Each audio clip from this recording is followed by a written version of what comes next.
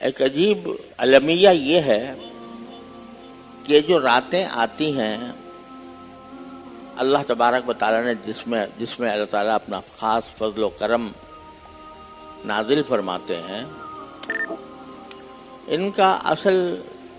मकसद होना चाहिए था कि बंदे अल्लाह ताला से रुजू करें और इबादत में और दुआओं में ये रातें गुजारें।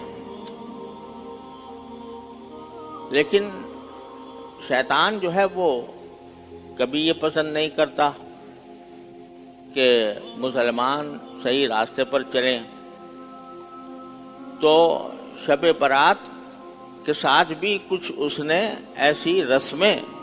जोड़ दी हैं जिनका न शरीयत से कोई ताल्लुक है, न सुन्नत से कोई ताल्लुक है,